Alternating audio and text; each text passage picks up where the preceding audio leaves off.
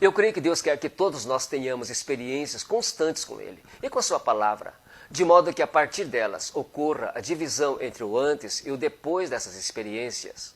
A primeira, digamos, divisão é a experiência da conversão a Cristo, ou seja, que a pessoa tenha um encontro pessoal particular com o Senhor, de modo que Jesus Cristo passe a ser vivenciado na prática e não mais de ouvir falar. Porém, experiências do tipo que divide a vida em antes e depois não acontece só na ocasião da conversão.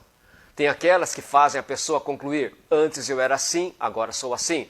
Antes eu pensava assim, agora penso assim. Antes vivia assim, agora vivo assim. Antes eu fazia isso, agora não faço mais. Quem busca Deus com sinceridade de coração e de interesse genuíno pode ter a sua experiência que divide alguns aspectos da vida em antes e depois, seja a respeito da filosofia de vida, sobre a eternidade, sobre o casamento, a família, sobre a amizade, sobre o trabalho, sobre fé, sobre oração e assim vai. O apóstolo Paulo é um exemplo de quem viveu um divisor de águas, o antes de sua experiência a caminho de Damasco e o depois dessa experiência. Pedro foi outro que teve uma experiência transformadora no antes e depois do galo cantar, quando o chorar amargamente foi o seu divisor de águas, tornando o antes Pedro presunçoso e um depois manso e humilde.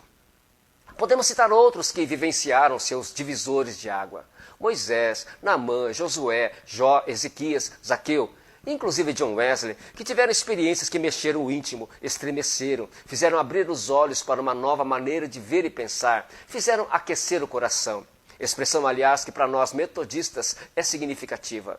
Wesley conhecia tudo de Bíblia, sobre igreja, sobre a doutrina anglicana, era crente de berço, mas faltava a ele uma experiência de Deus que mudaria para sempre o que pensava sobre obras sociais, sobre perdão divino, sobre graça salvadora, sobre justificação, pregações ao ar livre, sobre ministério feminino, sobre evangelização, inclusive sobre fé em Cristo. Depois dessa experiência conhecida como do coração aquecido, John Wesley também foi dividido entre o antes e depois dessa experiência, que aconteceu no dia 24 de maio de 1738, ocasião que entendeu que a fé é uma energia do coração tão eficaz, viva e inspiradora, que é incapaz de permanecer inativa, e concluiu que a sua fé era fraca para dar a ele segurança interior, a despeito de ser convertido a Cristo. Ele sentiu que faltava converter a sua fé frágil para uma fé forte, convicta na graça salvadora. Faltava a ele conversão de sua confiança teórica em Cristo para uma confiança inabalável. Faltava a conversão de sua religiosidade fria e de medo para a religião de amor de Cristo. Faltava a conversão de um Wesley apático para um Wesley avivado.